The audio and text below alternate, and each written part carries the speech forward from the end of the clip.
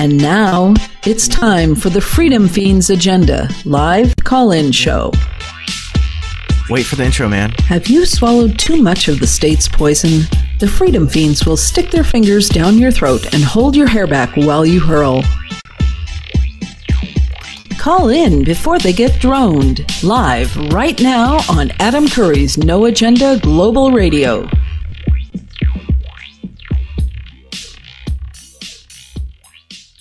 When we were working on the movie. Yeah, give a good day. Or at the end of the day, we'd say, at 6 in the morning when we were finishing, I'd say, when you're ready to go to work, I'd say, we gave a good day. Yeah. I'm like, word. We sure did. Yeah. Yeah, so how do we give a good day, man? I mean, it's hard to come back from a beginning of a show where we can't hear each other. I know. We do apologize to the listeners. Yeah. People are saying we're perfect. And I'm watching people just like leaving left and right from the chat server here. Yeah. Like, so-and-so left, so-and-so left, so-and-so left. Yeah. Man, that was like uncharacteristically unpro for the Fiends. I mean, we're not the like seamless morning zoo crew of Curry and Dvorak, but we're usually pretty good. We're usually on top of things, but this was a mess, man. But it's live radio, Yeah, I mean, I guess it happens, Gear's not perfect. I think it was software this time. I guess we just have to learn and move on. Am I still too loud, chat room? It was they'll let you know. Okay. This is about 30 seconds buffering, so they'll let you know. Nina, how's the volume between us? How's everything sound? The live feedback is good. It's definitely Someone said Curry and Dvorak were a mess today too. Yeah. I mean, this kind of reminds me of like my college radio DJ days, We're like, I'm thinking about the time that my friend Skip Lunch and Natalie Merchant, later of the 10,000 Maniacs, Skip was like 25 and Natalie was like 16 or 17, and she dropped out of high school and went to college like I did. We dropped out of the same high school and went to the same college. And one time Skip and her took about 20 hits of LSD with them into the college radio station and locked the door and didn't let other DJs in and just stayed in there for a few days doing weird things on the radio. Weird things. I bet that was good radio. Yeah, there's probably not a recording of it though. But Skip's an expat living in China now, married to a woman from China who's half his age. So hi, Skip. You're living the dream, Skip. You little commie pinko. Awesome name, by the way. He turned me on to punk rock too. And I was actually, there's a new group on Facebook called We Survived the Satanic Panic, which is basically about the town I went to college in, Jamestown, New York. They had this thing that was later called the Satanic Panic, and one of our college professors wrote a book about it called Satanic Panic. It was like, and it was kind of largely manufactured by the media. It was like, oh, there's Satanism. Oh, these horrible things. Say human sacrifice. And it was like, it was all people joking around and like, having like Motley Crue record albums, or even before Motley Crue, like, who was that band that did Run to the Hills, Run for Your Life? I'm sure Adam Curry interviewed him at some point on MTV back when. Yeah, when he had that big hair. Yeah, and they still had all their original hair, the band. Iron Maiden, thank you, Wicked Slave. But it was like this guy that I lived with these people and then moved out of their house and was staying in another house. And one of the guys that was friends with my roommates like came into the house and started shooting everybody and killed one of our friends. What? And went to prison. I thought he got out like 25 years later recently, but he's actually like, they wouldn't let him out. They think he's in a like mental prison. And I hung out at that house a lot, and there's a good chance I could have been there, but I happened to not be there that night. And Skip was supposed to be there because he had practice with his band, but he was just like, I don't feel like going to practice tonight. And so he wasn't there. So now my nickname for him is Skip Practice because it saved his life. Skip Lunch. And, that was crazy too, man. It's a guy named Brian Ditcher, and he, went in and started shooting his friends, and then told then he left and went to a diner. I've told this before on the Fiends, but not to this audience. So then Brian Ditcher like shot his friends. The other people jumped out like second story windows and ran away. And then Brian like drove to a coffee shop, like an all night diner. And he was, middle of winter, and there's nobody else in there. He was the only person in there, him and the waitress. He orders a cup of hot chocolate, spends about a half hour sipping it, and then like really quietly says to the waitress, "Can I use the phone here? I need to call the police. I just murdered a satanic drug dealer." Jeez. Yeah. Jeez. Like in Sling Blade when he calls 911. Says, I just killed a man. Yeah. Yeah. But, my wife was supposed to go study at this library at UT called the PCL. did you say library? I don't care if I did. Did you say library?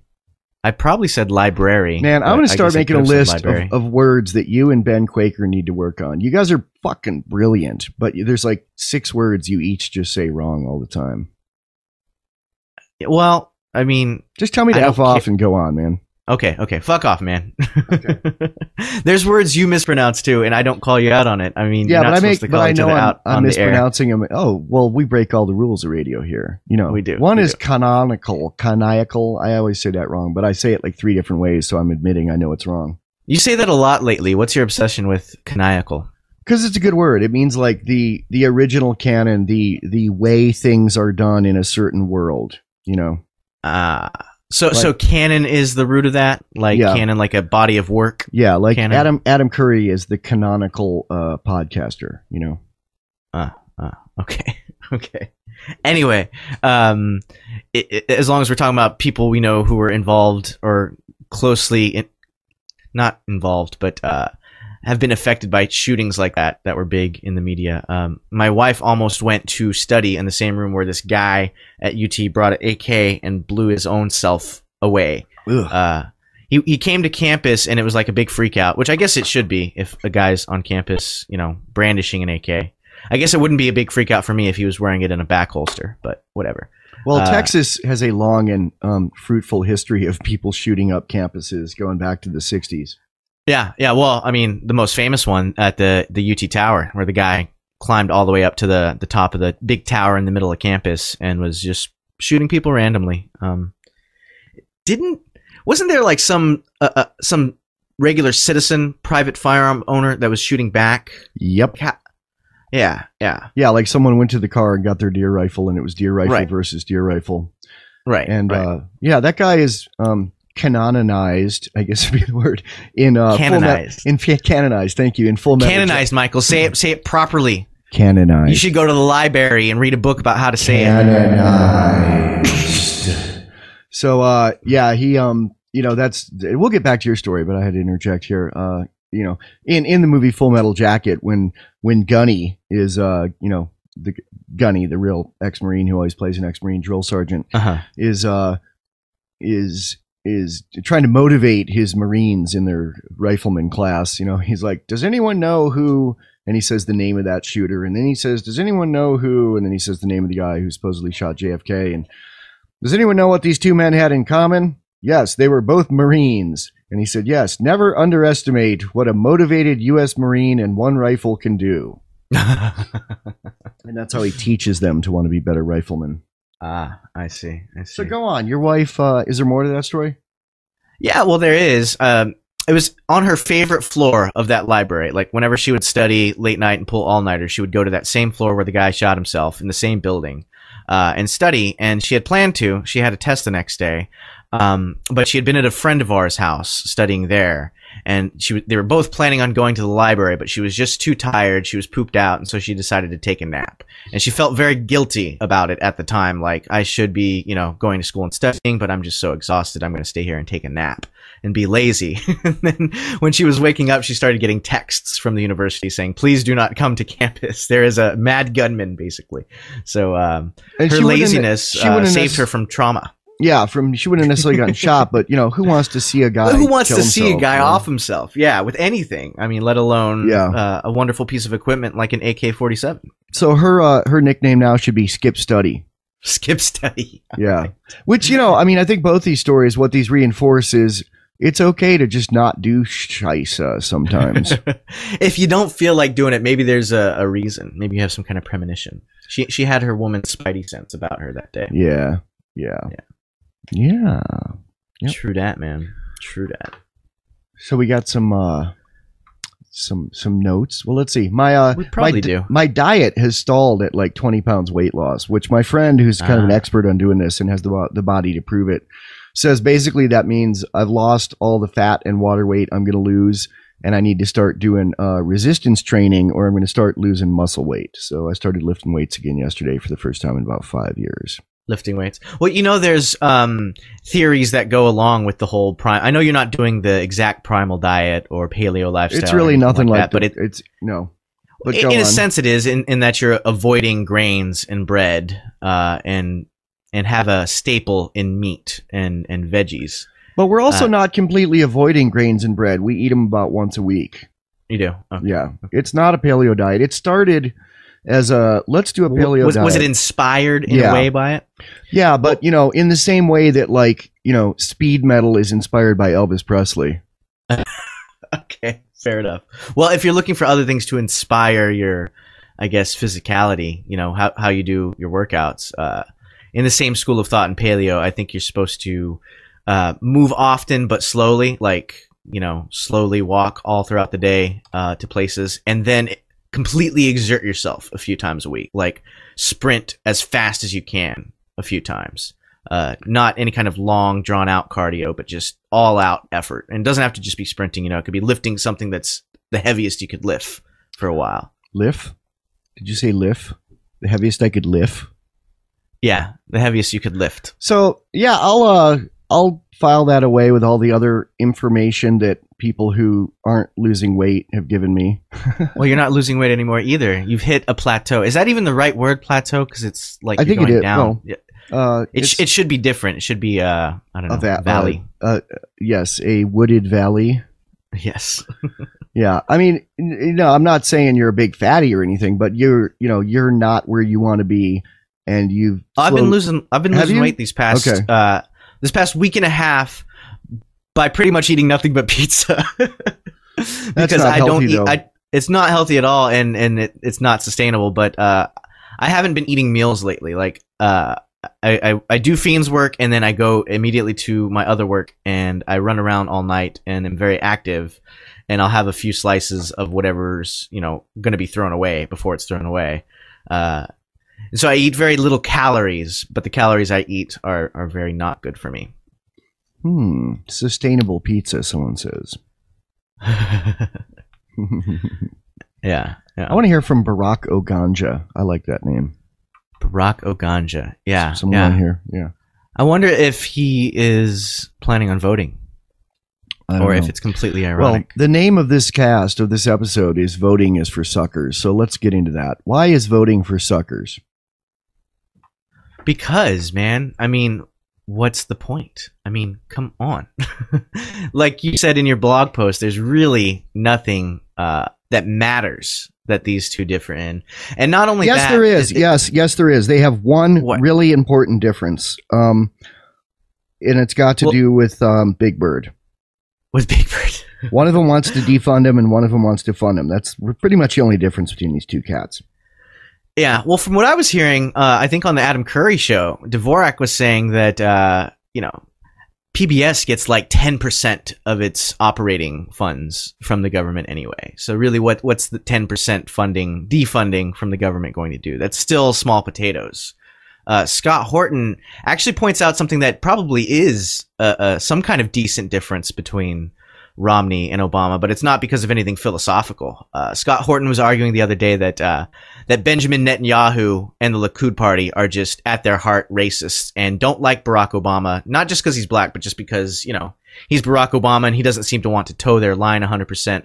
And so Scott thinks that Benjamin Netanyahu just hates Barack Obama. And so that's good in a sense that they're not going to cooperate 100% on things like Iran.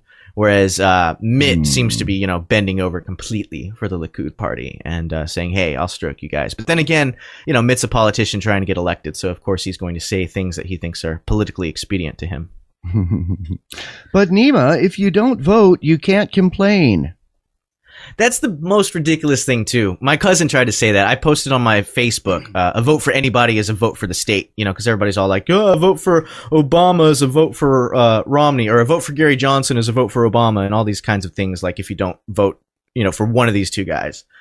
And, I mean, the point is, if you're voting, then I think you don't have a right to complain because you're in the system. You're believing in the system, right? I mean, you're saying, okay, my vote is my voice. and then you've reduced your voice to nothing but checking a box once every couple of years or 4 years for president. I mean, do you really want that to be your whole voice? How unfree is that? But Nima, without the government, who will build the roads? People who build roads, man. I mean, all the government, the only tool they have, and this is really important when you remember this, is the only tool they have is using violence or the threat of violence or pointing a gun at people, controlling them in some way. I was having a discussion with my brother-in-law the other day, and he's like, well, what would we do without the government? I'm like, I say, name one thing. Much more. Name one thing the government does that benefits anything without pointing a gun at somebody. And if you don't believe that pointing a gun at somebody is morally upright, then you have to discredit anything that they do, even if it does provide some kind of nominal benefit, which I would argue whatever benefit you see is at the expense of a million unseen detriments. But Nima, I think you're wrong. You're exaggerating. I've never had a gun pointed at me. Well, that's because you follow the rules as much as you can because you're afraid of getting a gun pointed at you, aren't you? I mean, that's why people do things like make sure they're on top of their taxes and have a driver's license. I know. You think I'm square because I'm on top of my taxes. I mean, I am too, to the extent that I have to be. But old man Dean and his taxes. No, I guess you should, and that is responsible. And we had that discussion about taking care of your business because, you know, I needed a driver's license, and even though they made me jump through so many hoops and it made me so angry, what am I going to do, right? I mean, I can't get a proper job without it. Your procrastination with everything, which, you know, you're not really a procrastinator. You get a lot done more than most people, and that's why you're my main art and business partner for 2 years now. But you do procrastinate things, and they end up harming me. You know, like the day we were supposed to cast, and you know, you were stuck at you know, and I was up on time, ready to cast, and you were at DMV spending days getting sent around to get, you know, ridiculous things done to your car that had nothing to do with safety. And then you know, you procrastinated. I told you like 2 years ago you need to get a better phone, and you didn't, and you finally got one, and you didn't know how to set it, and the other day it powered down because you didn't know how to set it, and you didn't wake up, and I couldn't wake you up, and I got your whole family involved and scared you were dead in a ditch. And finally, your wife sent your cousin-in-law over to your house to bang on your door, and I'm still suffering from that days later. No, he lives here. It wasn't over to our house. She called my roommate and said, "Hey, go wake Nima up." Oh, okay. I thought he like. I thought he had to trudge 8 miles in the snow both ways uphill. No. Everything's not like your vision of you going to the post office. Which is what? Both ways in the snow. Yeah. Well, you know who would? By the way, is it? It should be covered in snow where you're at by now. It's middle of October. It was, and then it melted. Yeah. You should be jealous of me because it is like been 70 something every day, all day. So here's who would build the roads in Libertarian Paradise, in the lack of government. Ron Swanson. Did you see the latest episode of Parcs and Rec? Ron Swanson literally goes out and builds the roads. The libertarian character on there. It's like, you know, he's manning this helpline for the city where you call when you have complaints. And this one lady keeps calling about the big pothole in the road in front of her driveway. And Ron Swanson just gets sick of calling the roads department and not getting an answer. So he just on his lunch hour goes over and rents a jackhammer and gets some sacrete and goes over and fixes the hole in the road. And then she ends up asking him out, and she's kind of hot. Get it done. Hell yeah. Although I wonder, do they address how he paid for the concrete? He paid for it out of his own wallet? Actually, they didn't, and they didn't show him buying it. I kind of have a feeling he stopped by his house and had someone got it, because they have shown his wood shop, and he's prepared. I mean, he has gold buried all around his house too. Yeah, and there's that one episode where someone comes over with he wants to get a permit to expand or something, and he goes to his friend in City Hall and just asks him to sign off on it, and the guy's like, "I can't do that without an inspection," and he goes over and inspects it, and it's like ridiculous, every code violation you can imagine. He hands him the book of rules and regs, and it's like 4 inches thick, and the next scene is him running his bandsaw through it. Yeah, gotta love Ron Swanson. I'm glad they brought back his his glory, because there were a few episodes where they were just focusing on Leslie Knope trying to get elected, and it was just kind of like, no libertarianism in the episodes whatsoever. Just all the election, the election, the election. So I'm glad they came back hard with something Ron Swanson-y. We have a derogatory term for people who are like, but who would build the roads? We call them this is great. Rhodes scholars, spelled R-A-O-D-S instead of R-H. Said of course sarcastically, like, that guy's a real Rhodes scholar. There you go. Yeah. Although we're worried that people who we would say it to are so dumb that they're not going to get it anyway. It's just going to fly over their heads. I'm not worried about that. I like insulting dumb people to where they don't want to beat you up until they get home and pull out a dictionary or look at the glossary on the Freedom Feens site. Because then it's like you're smacking them in the face while not even talking to them because they open the dictionary and it's like another insult. Yes, you're slapping them in the face with a large fish from a safe distance. A large trout. Excellent. Yeah, so let's see. What other Rhodes Scholars questions do we have? If you don't vote, your money won't get spent the way you want. Okay, I'm looking at a pamphlet right now. Let me grab it. Do we have like a please vote pamphlet? Another one from the New Public Library of Casper, Wyoming, asking us to vote on the so-called voluntary tax of raising. Okay, basically, sales tax in Wyoming, state sales tax is 5%. Yeah. My county, Natrona County, has a 1% tax in addition to that. So our sales tax is 6 cents on the dollar. And this is something they added decades ago as a voluntary raise of the taxes. It's not voluntary because people vote on it and it passes by a slimmer margin each year. And they take public money. They steal public money to advertise to get you to vote for it. I still say some dedicated constitutionalists should sue the city or the county and get equal amount of stolen money to get billboards against it. But they have this, I mean, every week I'm getting this 14-page 4-color glossy thing in the mail. Actually, one to me and my wife, because I guess we're both on the voter rolls from when we were voting suckers a few years ago.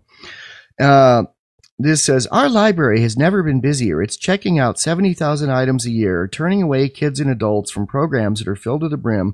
And I'm like, well, put ads in there or put a coffee machine. Raise your own money, man. Because, it's not voluntary if 51% of the people vote for this tax and then the other 49% have to pay it. It's not voluntary. It's still a gun to your head. No. And it's a gun to your head because if you try to not pay it, I don't even know if you could not pay it. I mean, I don't think you could go into a store and pay, for the item and the tax, except for this 1 cent tax. Yeah. I mean, you'd be shoplifting. You could call it voluntary. Yeah, they'd call it stealing. When in fact it's them that are the thieves. Right. But it also is a great example you just mentioned of what happens when services are provided through something like violence. If they provide the services and need the revenues from pointing guns at people, they're going to do things like spam you and send you junk mail all day long. Whereas you're right, if we didn't have to use violence to support the library would figure out a way to make revenues, and that would be good because the people who went there would have a better service because they'd want to be going there. They would get what they wanted. Well, I don't think libraries are even needed anymore. I mean, that's what I'm saying. I mean, if the library can't support itself, maybe they're obsolete. Or schools, Khan Academy. I mean, you can go K through 12 and college level courses on any subject. Yeah, and it goes back to Ben Stone's point that the things that people say we need government for, that we can't get rid of our government because we need these things. All of those things are the things that the government screws up horribly. Like, they don't really educate the kids. They just spend millions and billions of dollars on brick and mortar buildings that just imprison kids during the day and indoctrinate them, and they don't get the education. So if you leave that up to the government, you're not going to get what you want. I would argue the same thing with roads, and have argued the same thing with roads. So when you say the government, what would we do? How would we get this and that without the government? Well, the government's giving it to you horribly now. You're not getting any bang for your buck. You're getting misallocation in society, and you're getting unrest and a slow decline in how everything works.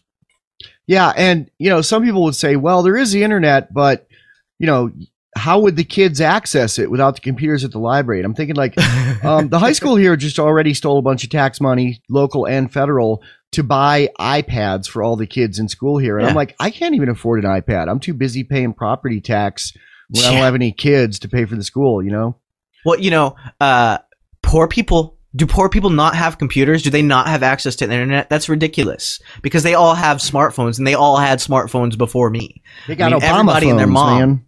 Well, they're not really Obama phones, though. That's like, there's been a tax. A small portion. Yeah, that's been on forever. It's both parties. Well, they used to do it with landlines. That's been intact since decades ago. And it's in your phone bill. It's enumerated, or it used to be. I don't know. Now they like you pay into it, and it says this portion of your bill goes towards the Giving Bums Phones Fund, or whatever they call it. Yeah. And and then the third part of that would be, well, okay, they have the iPads that you bought them, and there's the internet and there's Khan Academy, but they'd need some kind of, like, if not a teacher, at least like someone to guide them through it and help them. And there would be a value to that. But you know what? If they get rid of the taxes, I would seriously go volunteer like 5 hours a week. And I'm really smart. As long as they'd let me like have my own well, you teach all what do you do all day anyway, Michael? I write most textbooks of your time that are required reading in colleges. Right. Most of your time is dedicated to educating people in one way or the other, and you do it because the market rewards you for it, and because you feel rewarded by it. You love to do it. And I'd be glad to go do some volunteer work doing that too, except I would want to pick the curriculum, because schools teach people wrong, and they basically teach them obedience to the state, and they still can't even really read and write and do math by the time they get out of 13 years of it. Yeah. Which I would say is a consequence they like. It's not something that they're like, well, we need to make, these kids as smart and intelligent as we can. Because if they can't read and write and do math properly, they're not going to figure out how badly they're getting screwed by the system. They're just going to parrot back whatever they hear. They're going to go, I got a free Obama phone. I got a phone. I voted and got a phone. Yeah. And Romney does suck, but buy your own damn phone. Yeah. Shit. And actually those free phones existed under Bush too. The cell and phones Clinton for bums. And everybody, so it's not an Obama thing. Actually, bums got cell phones in San Francisco. I think this may have been a local thing in conjunction with a federal thing.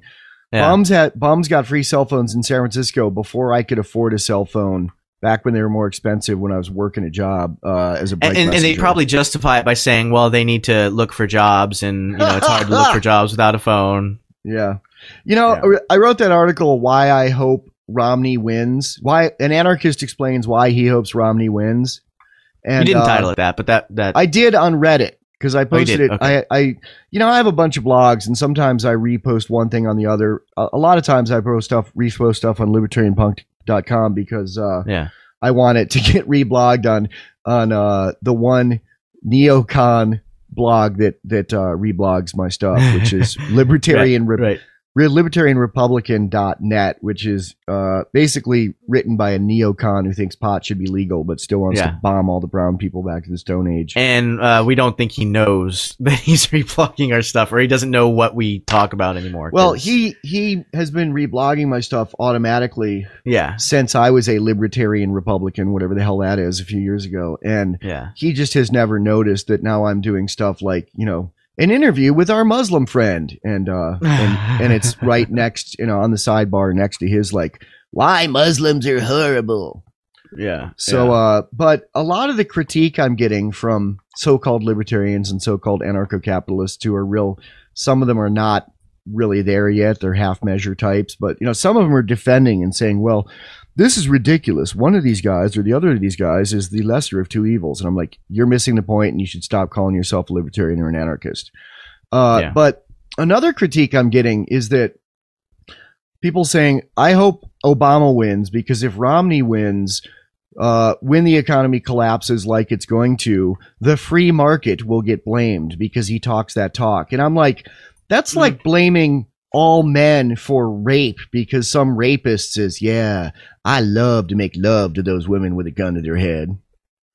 Although that was part of Molyneux's argument about why he didn't want Ron Paul to win, because he thought if Ron Paul wins, the collapse is inevitable. It's going to happen, and then people are going to blame libertarianism, and Ron Paul type libertarianism. That has a little more state with me, a little more truck with me. And Ben Stone from Bad Quaker Podcast said the same thing. And I have utmost respect for Ben and a good bit of respect for Stefan, although he occasionally just puts his dick in his mouth and says really stupid crap. Says stupid crap like martial arts is just hitting, and anyone who's into martial arts had a bad childhood. And, does he have a podcast teaching how to put your own dick in your mouth? No, but I could make a select bunch of clips of it and put them together, but I got better things to do. Okay. I've already pointed out his lunacy, and so have 100 other people. And, I did the same with him and Adam Kokesh about kink, because they both said it means if you're kinky, it means you have a bad childhood. He eventually got it right on kink. I haven't heard it yet with this karate thing. He just said, yeah, I might not be right, or I might not know that much about it. And Adam Kokesh said, yeah, thanks for explaining it. Not everyone knows the brilliance of us and knows that they should just everything we say, they should just do it. Oh yeah. Is that how you want it to be? No. I kid. But I'm just really sick of these like apologists for politics who are calling themselves libertarians or anarcho-capitalists who are like apologists. That's a really good word. Apologist for the regime. Yeah, because that's what everybody is, right? I mean, that's what the problem is. If we could get voting is, man, and voting for the lesser of two evils, especially. It's like I would say at this point, if you can't wrap your head around the moral imperative of why you shouldn't vote, which, voting, basically the moral imperative is if you are voting, you are participating in a system that points guns at people's heads and robs them.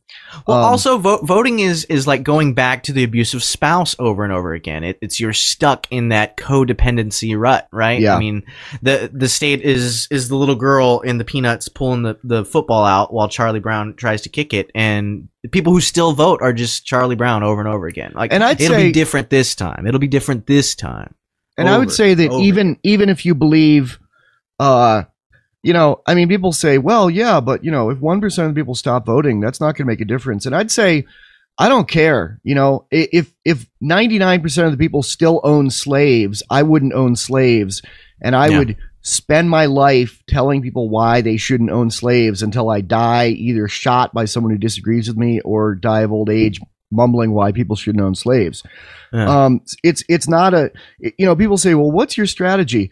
I don't even have to have one, and people dismiss you automatically when you say that. But it's like, no, I don't want, if some people. We're anarchists. We're not central planners. We're not going to come up with some central plan for how liberty gets brought about. If I couldn't get laid when I was, let's say 18 and, didn't really know how the world worked yet and was still shy, and I was hanging out with a bunch of dudes and they decided to rape some girl, gang rape her, and said, come on, Michael, do it. How are you going to get laid otherwise? I'd be like, I don't care. I'm not going to do that. You just don't do it. Okay. That's the moral imperative, but let's put on our minarchist hat for a minute and, click.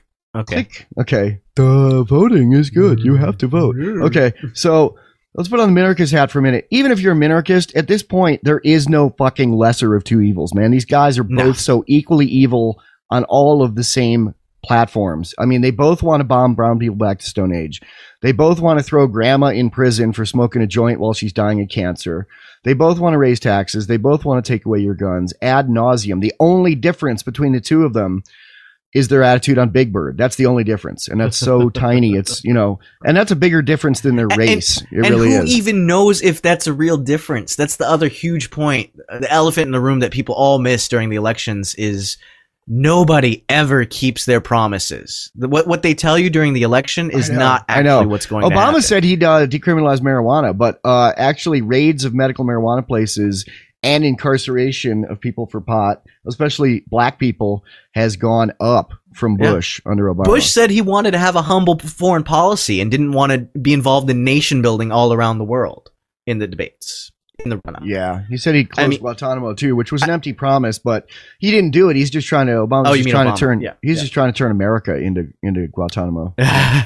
Right, equal slavery for all. Yeah. So, yeah, I would say that even if you can't wrap your head around the moral imperative, there's no like voting for lesser of two evils anymore.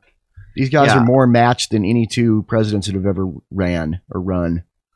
Right. How about the time imperative too? I mean, do you really want to waste your time going down to the polling place? You can get off of work for a couple hours and not be productive. So you can go stand in line. Yeah.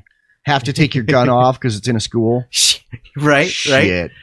Let me go disarm myself and pick which slave master I'd like. You know, I told Doesn't that sound exciting? Let's go. Let's all go together. I told my sister that the right to bear arms is more important than the right, quote unquote, to vote, and she thought I was insane.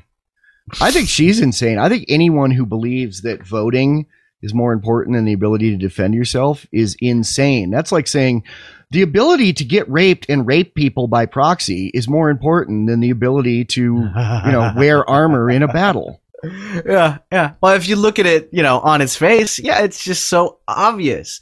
But it doesn't matter how obvious something is if most people or just about everybody else in the world is under the same delusion. Then all that matters is the collective delusion, the lie. Government is a collective hallucination. So it is. There's a guy running for office in Fiend phone. Oh, I forgot this was a call-in show. Fiend phone. We got a fiend phone. Hello, Fiend. Who is this? Yeah, this is Dave. You guys actually read out my comment in your last podcast. Okay. I was the one who compared you guys to Led Zeppelin playing in a bouncy gym. I've been watching a lot of Led Zeppelin. I watched Song Remains the Same last night, which, if you take out the fruity, like, Dungeons and Dragons fantasy sequences, I was watching that. And I was just thinking, like, why do people even bother to play rock and roll anymore? I mean, 1976, Led Zeppelin had already, like, thugified rock and roll to the point of, like, they owned it. It's never been done as well. Led Zeppelin ran motorcycles down hotel hallways. I mean, yeah, and Peter Grant, their manager, who in his fantasy sequence plays a 30s gangster shooting people with Tommy guns. He actually that goes to tell you, doesn't it? He actually invented the thuggish manager. He. People. Who's the rapper, Nima, that held some guy by his ankles? Knight. Yeah, Suge Knight. Yeah. Actually, Peter Grant did that to somebody who didn't want to pay him in about 1974. That's where Suge Knight probably got the idea from reading one of the biographies of Led Zeppelin. Yeah, but I was calling in to talk about, you guys are talking about how we're going to change the world, and the secret is, and nobody understands this, the secret is all you have to do is change the minds. Yeah. Because you know what?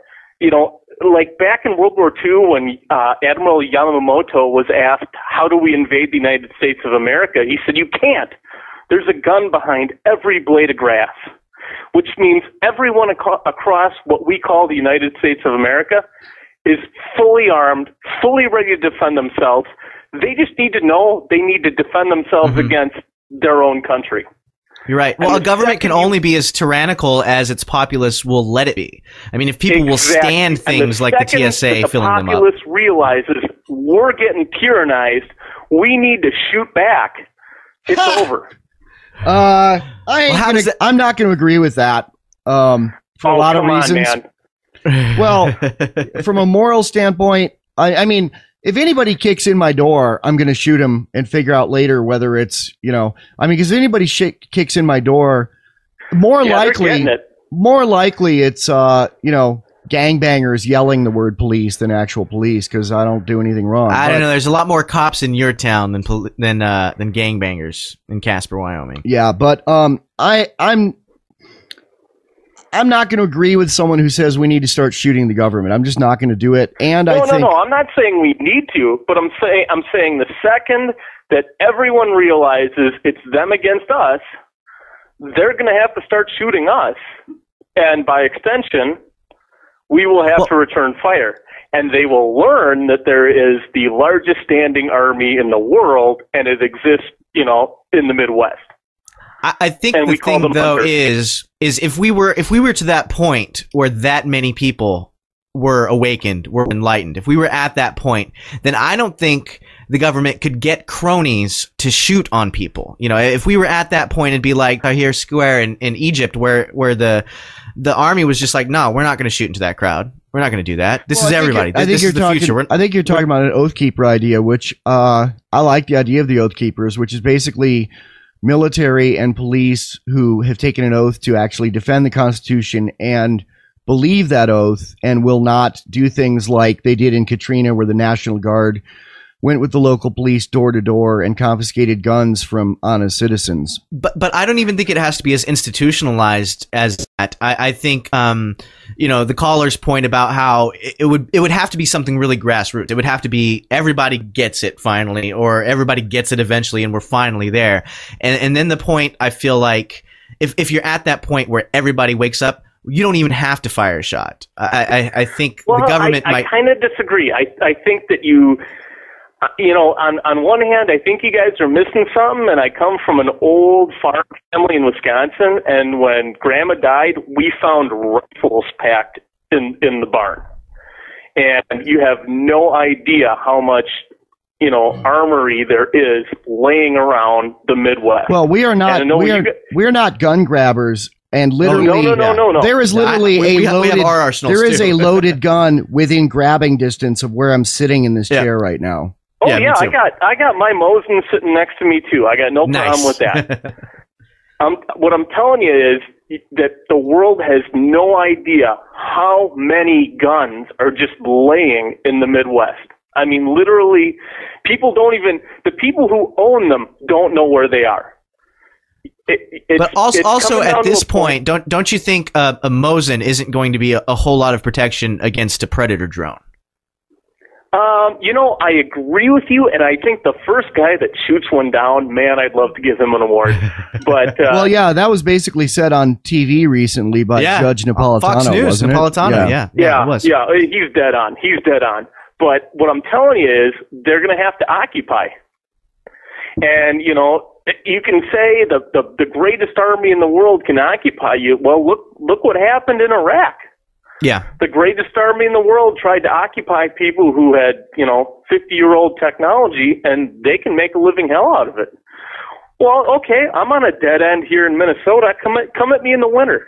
I'll show you what we're used to, I mean, I guess, though, to me, it's really important to remember that we're not pushing for any kind of thing like that. That would be a worst-case scenario and something that would be completely horrible all Nothing around. Would be better than to have every American soldier, get on board and say, we're not going to attack the homeland. I've got so many family that served and have been places like Vietnam and Afghanistan and Iraq, and it makes me really sad to see them go there. But when they come back, they actually kind of more see this side where you go, we're not going to let that happen here. Yeah.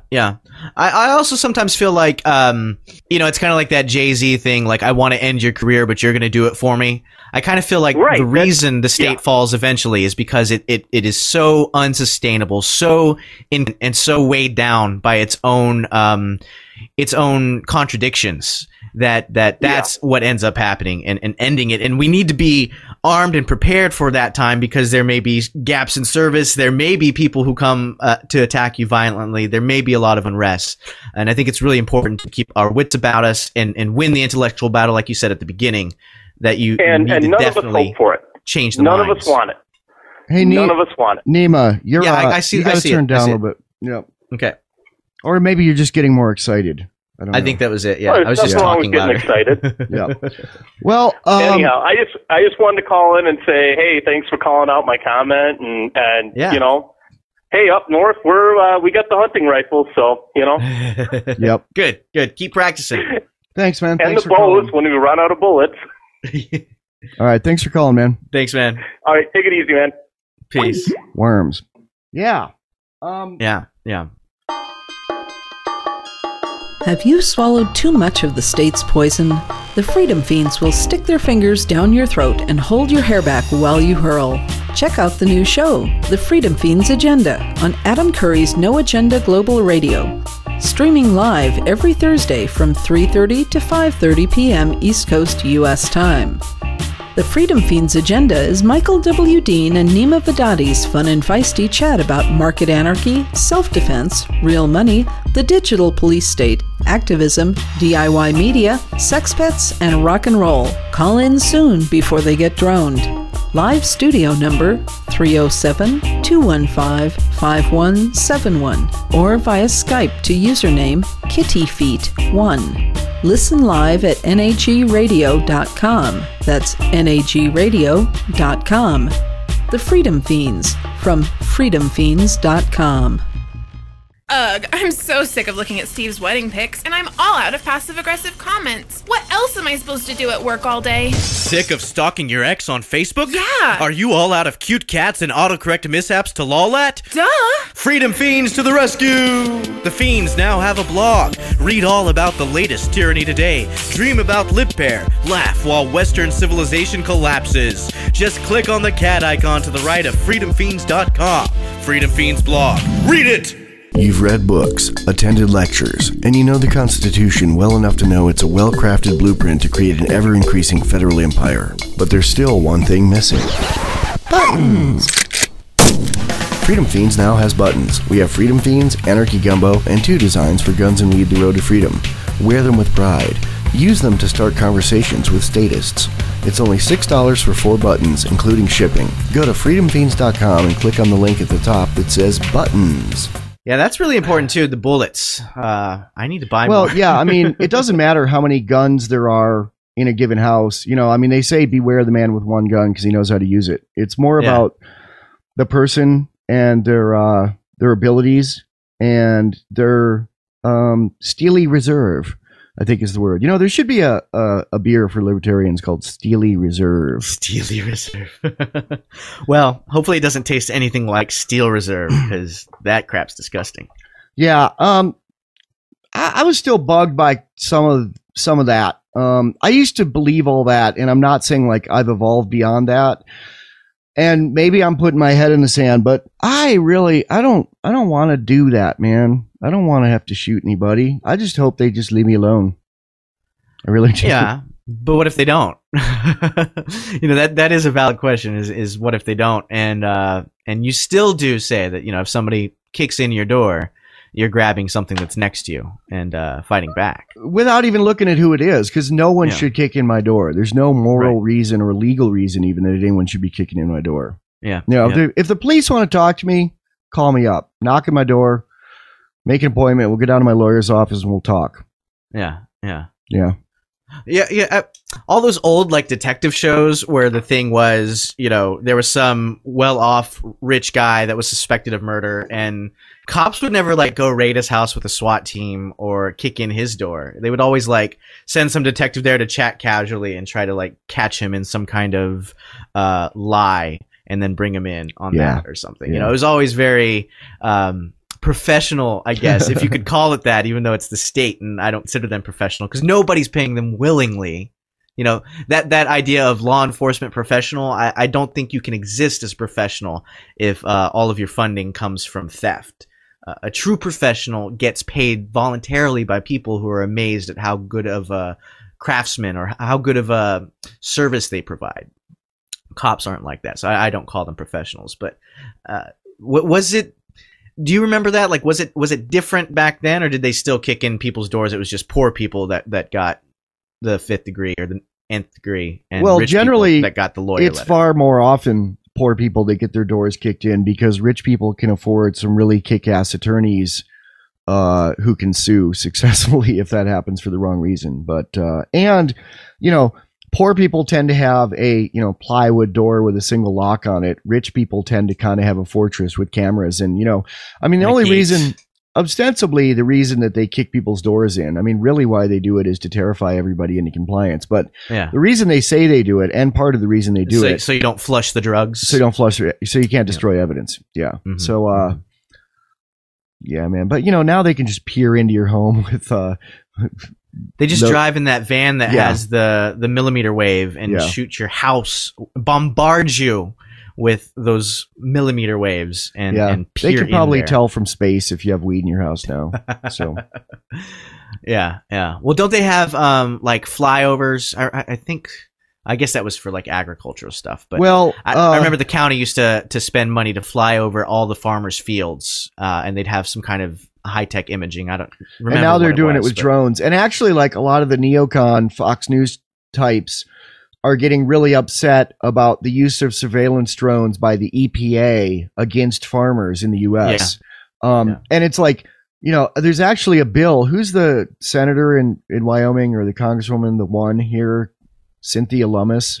She actually has an anti-drone bill that she wrote that's probably going to go nowhere. That's for, which is not to say she's a liberty person. She is a horribly not liberty person. But. Yeah, she came to the town hall meeting and bragged about Paul Ryan for 2 hours and basically rode his dick for 2 hours about how he was the most conservative and he was going to fix the budget. And nobody, not one person was like, what about Ron Paul's idea of just chopping everything? Yeah. Like, and, who the hell is Paul Ryan?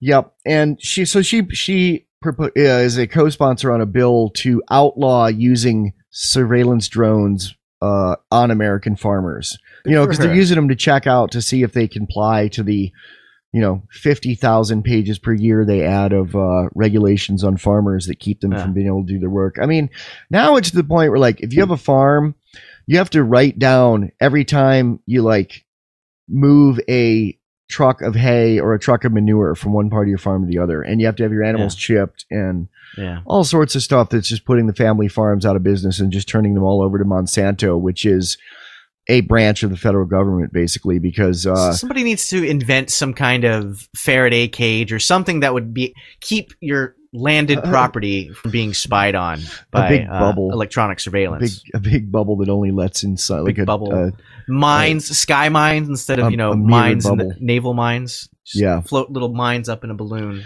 So there's this guy running for office here. I was starting this before we got our call.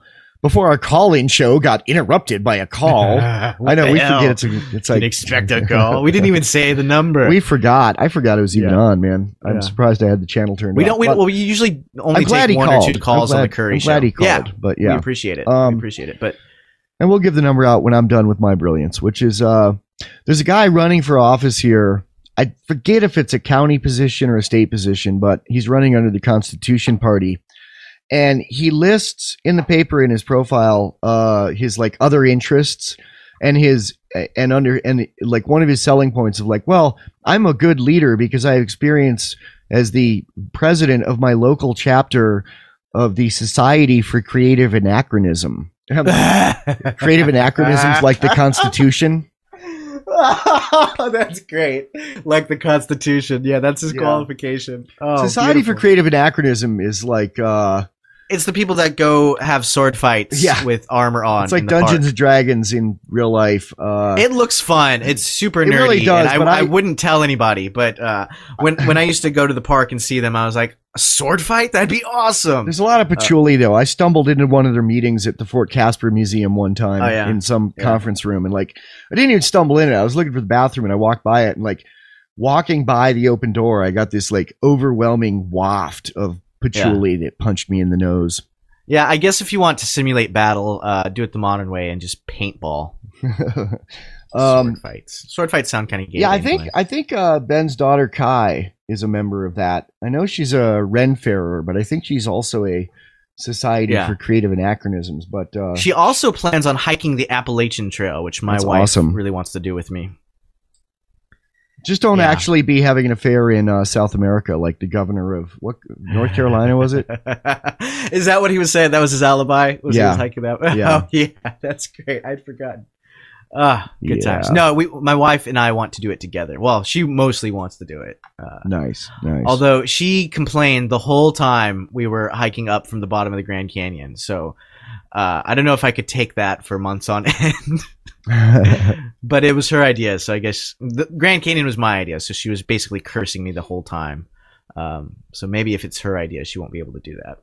Hey, I have a really cool website to recommend to any audio geeks out there. It's called recordinghacks.com, which, let's see, that'd be Romeo, Echo, Charlie, Oscar, Romeo, Delta, India, November, Golf, Hotel, Alpha, Charlie, Kilo, Sierra.com. Hey, I'm getting better, huh? It was good. There was a rhythm to it. It was a little slow, but I don't know. Maybe slow is good for that. It's good for a tech call. I don't know if it's good for a radio show. That slowness. You know, they also pronounce in the NATO alpha-phonetic alphabet or NATO-phonetic, whatever it's called. They don't just have different ones for every letter. They have a few different ones for numbers. Like 4 is pronounced four. And 9 is pronounced niner. And the reason is 9 is niner because in German 9 means no. And even better, I like the reason they use 4 instead of 4. Oh no, it's 5. And they also say 5 and 5. Fiver instead of 5. Yeah, it's because 4 and 5 pronounced as single syllable words, especially 5 over the radio can sound like fire, which is the command to shoot. Well, wouldn't you think fiver sounds more like fire than 5? I guess it's no. Fiver isn't one, but four because it can sound like 4 can sound like fire. I don't know. That's what they say. It actually sounds more like it with the 2 I guess syllables, with different accents and stuff. Yeah. Do they say ara? Ara? People ara, yeah, instead of R. What's that? Oh no. R? Yeah, no, R is Romeo. I know. But some people on the phone, they'll call you and they'll be like, yeah, it's H-A-R-A. I think those people are just rednecks. Yeah. Fair enough. Yeah. That's racist. That's racist against white people. So talk about PodP. I've PodP'd so far. Oh yeah, PodP. This is actually I didn't know what you meant at first. We're streaming, so it's a stream P. I thought you were upping the pod beef to some kind of water sports action. I pee on you. I pee on your voting.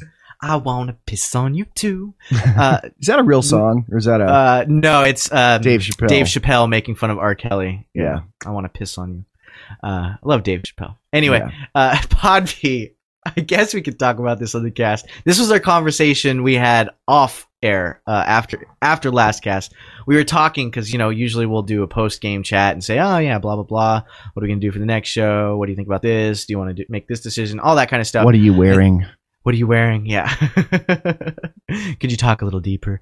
No. And sometimes our post-game conversation can run a little long. And usually right after the show, like I have to take a pee break, like really bad, because I've been imbibing fluids all throughout coffee and water and beer, and so I have to release some of that. And often I'll just take the beer bottle on the desk and just go into it while we're still talking.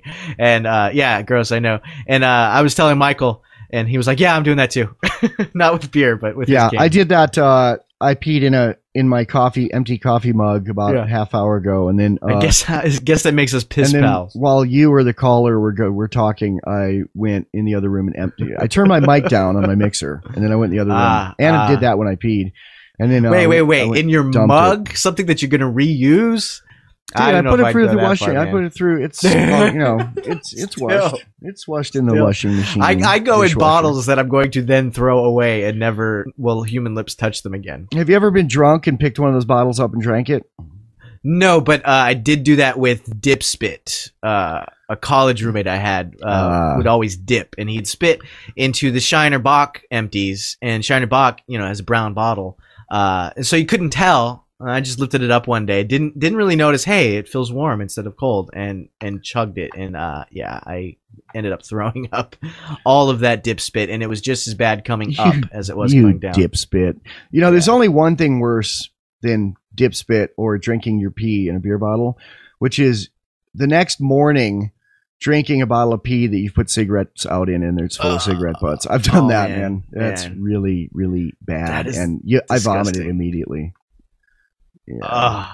Like once it clicks in your head, because there's a bit of a delay, isn't there, when you do something like that? It's not like immediately you realize it. It's like your mind has to go through the due process, the scientific method thought process in your brain. Like, first of all, this doesn't taste like beer. Second of all, it tastes like a cigarette. Third of all, it tastes like, oh my God. Hey, why don't you give out the live number for anyone who's listening on October 18th, 2012? Yeah, if you want to call us, go ahead and ring 307-215-5171. Again, that's just 307-215-5171. Although we're at about an hour here. You can Skype us at kittyfeet1. Oh, yeah, you can do that too. Yes. Do that too. Or you can email us at talkback@freedomfeens.com. Kittyfeet.com. That's Kilo, India, Tango, Yankee, Foxtrot, Echo, Tango.com. I mean, Kittyfeet1 on Skype. Yeah, so you want to play, you want to take a break here. I mean, sell some stuff and play some rock and roll. Play some bomb song. What bomb song are you going to play? Or are you going to play one of our rap songs? Maybe I'll play a Slish song. What about Super Goose? Yeah. I actually was looking at YouTube video today of Eric Valentine's studio where we recorded that. It is awesome. I found it from that website I told you about, recordinghacks.com. He's got a tour of his studio and his wall. He has a wall covered with cubbies filled with vintage microphones, and he's pulling them out and describing them all. And, nice. Yeah, you would wet your pants looking at this, man. So go ahead and play Slish Super Goose, maybe. Yep, I'm going to play Super Goose. It's me singing and playing guitar. And let's see, who else is on this? My friend Bean plays bass and sings backup. David Immergluck, who coined the word worms, who now plays with Counting Crows, plays guitar on it. And Michael Urbano, who played drums with Sheryl Crow, John Hyatt, and Smash. I think he's in Smash Mouth now. Every time I go to Walmart, I hear him, man. They play that, like, might as well be dancing on the moon. And I like... On the moon?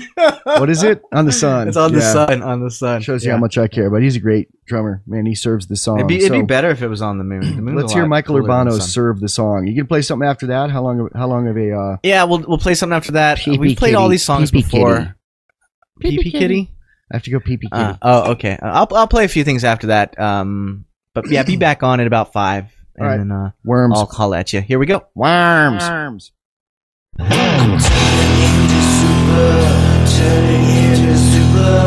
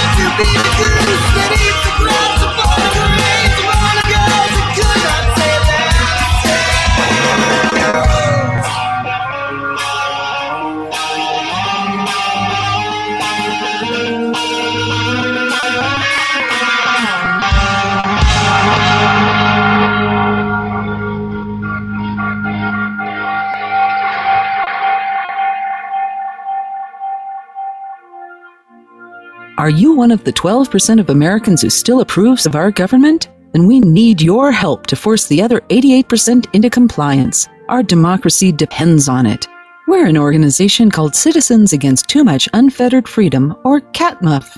CATMUF is a bipartisan political action committee whose goal is expanding government until nothing else remains. Because the government is here to help you. How can you help CATMUF help you? Through horizontal enforcement. Horizontal enforcement is how concerned citizens help grow government with our day-to-day attitudes and actions. Because no matter how much government expands, there can't always be a police officer or federal agent everywhere. That's where you come in. Start snitching. If you see something, even if it's nothing, say something. When you're not busy spying on your neighbors or squinting at everyone, spout an endless stream of verbal horizontal enforcement. Tell anyone who will listen, and especially those who don't want to listen, why more government is a good thing. Do this constantly.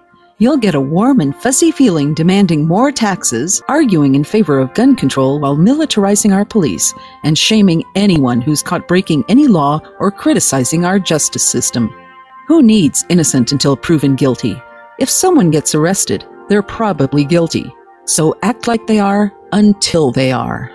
Here at CATMUF, we don't care if you vote Democrat or Republican, as long as you vote for candidates committed to growing our federal family. Because more government means more warm, fuzzy feelings for all of us. CATMUF, because folks just aren't smart enough to handle real freedom.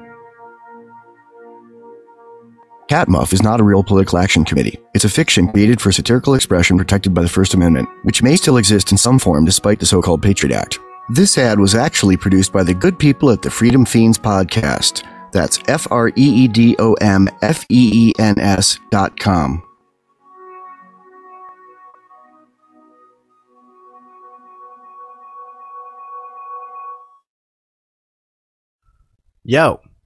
Yo. What's up, man? Yes. The good people at the Freedom Feens podcast. That's Foxtrot, Romeo, Echo, Delta, Oscar, Mike, Foxtrot, Echo, November, Sierra.com. So did you do a little practicing during the break? No, I just thought of that at the end. I was, yeah. Okay. Yeah. Hey, Slish is pretty badass, man. I know. That rocked. Yeah. It really does. That guy plays like a black guy. Michael Urbano, that's one of the reasons he's so in demand, because he plays black. He plays like Motown rock, in that he's totally in the pocket, but he's kind of a little behind the pocket sometimes and a little in front of the pocket sometimes when he needs to. Why am I talking like this, man? He's a little bit anyway. So, but that's what a lot of musicians said, was that Michael Urbano kind of plays black, and he really drives it. It's a good song. It's a good. Yeah, we could have been a contender, man. Why did Slish end? I don't know if I've heard that story. All right, let's see. Well, to go back, I was in a band called Bomb, B-O-M-B, Bravo, Oscar, Bravo, Mike, in San Francisco from 86 to 93, and they broke up because of my heroin addiction. In 94, I got clean. In 96, I moved in with my old using buddy, Bean, who was also clean. And actually, before that, it was like 95. Like we were like 9 months clean when we started that band. Okay. And we got really good, and we attracted Michael Urbano. We gave him a tape with some other drummer just sitting in, but we gave him a tape, and people told me, like, don't bother with him. He's out of your league, man. Don't bug him. Mm-hmm. And we gave it to him, and he and Davey Farragher, the bass player that part of the Nashville Queens, okay, the band that backed up John Hyatt, that worked together a lot on a lot of projects. It was John Hyatt and the Nashville Queens. It was Michael Urbano on drums, Davey Farragher on bass and background vocals, and David Immergluck on guitar and background vocals. So we got the Nashville Queens involved, and two of them were trying to start a production company where basically what they do is they got sick of being session guys and getting screwed out of royalties on, where they helped like build the song and only got paid the session fee. So with like songs that were like big, like, made it big, huge. Yeah. Like Sheryl Crow's first major label album. They all played on that. So they wanted to start a production company where what they do is they would find promising young bands and produce them and do a demo with them and then sell them to a major label and take a 10% finder's fee on their first record, or, on the whole record deal or something. So they'd find somebody they liked, they'd play with them on the record, but it wasn't to stay with them or form any kind of lasting band. It was just to get them. They'd rehearse with you, help you. You know, like they did some producing on the songs. Like they were like, you know, okay, this middle eight is too long. It's got to be half as long. Okay, jump back into the chorus here. Make the last chorus two choruses in a row. And like they really knew their shit. I mean, they made the songs, the Diamonds in the Rough, into diamonds. And they also would like play a showcase with you, use their connections to get the major label people up to San Francisco or wherever to see you, get you signed, play on your record in the studio, and then take their cut on, you know, for a while or forever. Okay. So since they thought since they were driving the process, they wouldn't have gotten cut out or screwed over when it came time to get paid. And it was a brilliant idea, and what they were offering was really worth what they were going to charge for it. And they wouldn't necessarily play on the record. They would, whichever guy was needed, they would provide. Like if you had a kick-ass drummer, Michael wouldn't play drums. He would just sit in and help you like make suggestions of song stuff. But but we needed a drummer. We had a drummer that wasn't as good as him and was in like 3 other bands and couldn't be our drummer. So he was the drummer on it. You know, we didn't need we kind of needed a guitar player. I played some guitar, but I guess what I'd call rhythm guitar. I don't really like the rhythm and lead designation, but we needed a second guitar, and David Ermengluck played second guitar on the demo. So we played this kick-ass demo and got like, you know, major guys from major labels. And I'd been on a major label before with Bomb and gotten dropped after one record, you know, major label, and gone in with a major producer, and then like the record just went nowhere because we pissed off people at the label and they didn't push it at all. Basically, it was a kick-ass record too. But Slish was a lot more poppy and really probably could have gone a lot further. And what happened was Bean and I were just insane from being recently off drugs, and we were just fighting all the time. And we like did showcases, and you know, record company guys would show up, and Bean and I would be screaming at each other on stage between songs. And we weren't as good as the demo because, you know, like sometimes Michael Urbano would set up the showcase, but he was playing in LA with Sheryl Crow that day. So we'd have to get our old drummer back, and we hadn't rehearsed with him in a while. And, we just never really hit the magic we hit on that tape live. And would just, was that song Super Goose? Is that from the demo? Yeah, we did a 5-song demo, and they were like all that hit driven, you know. But we were our own worst enemies. Like in Bomb, we got dropped in Bomb because we were our own worst enemies, and we got not signed in Slish because we were our own worst enemies. Okay, so then you guys just decided to give up, or what? Let's see. Did we decide to give up? I didn't give up music. Actually, it was kind of like. I mean, Slish though. Like that. The original question was, how did Slish end? You say, and yeah, because why you didn't go anywhere. But then, why didn't you guys keep trying? My bass player Bean, and co-songwriter and co-lead singer. That was another cool thing about that band. We had 2 lead singers. Bean and I. Like he'd write a song and sing lead on it, and I'd sing backup on it, and vice versa. So we had 2. We're both really strong frontmen. So. It had something a lot of groups don't have. You know, two frontmen that worked really well together when they weren't wanting to kill each other. Yeah. Okay. Kind of like Blink-182, but didn't suck. I don't know what that is. No, I know what that is. It's a pop punk band, but do they hate each other? I don't know if they hate each other, but they have 2 frontmen. Although, their first album I actually really liked, but I was a kid, so don't hate me if they're that lame. But their first album wasn't too bad. Well, Flipper kind of had 2 frontmen, but that's a whole different story, and they were never commercial. They were anti-commercial. Speaking of that, that Aerosmith song, "Sing With Me." What is it? I didn't answer your question. Has a different singer. You asked a question, and I didn't answer it though. Yeah, you didn't. You can. Okay, go ahead and answer that then. Why did we break up? Basically, okay, I'd been signed to a major label and realized how it's not what it's cracked up to be, and you know, was working as a bike messenger a year later. My co-lead frontman in Slish, Bean, had never been signed to a major label and thought it was like his ticket out of the ghetto. Like, you know, oh, the NBA is going to sign me and I can leave all this. And he got to the point where he was so busy like writing budgets on the back of envelopes of how he'd spend different advances that he kind of forgot about the music. So I quit playing with him. And that's about the time, 95, that I got really into computers. And I was like, man, why do I want to struggle to like lift amps and get beer bottles thrown at my head and get screwed over by club owners and get venereal diseases and sleep Wait a minute. and sleep on floors? I don't know if you can blame the VD on that. And man. get paid. Well, you know, being in a band gave you access to a wider variety of venereal diseases. So yeah, but you can still wrap it up, B. Fuck that. So I had a vasectomy. I was like, I ain't wrapping them up. I ain't afraid no bugs, no beasties. Yeah. So yeah. So what was the question again? Oh, rock and roll. Oh, so I was like, that was about the time I was starting to get into computers, and computers were kind of everything I'd always wanted. You know, I'd always wanted to like communicate to the world from my bedroom and be able to make art and disseminate it without leaving the house. And my precursor to that was, you know, like when I was a kid, I used to write to pen pals in the back of magazines. I was into shortwave radio. I was into ham radio. I took the ham radio operator's license. I learned Morse code.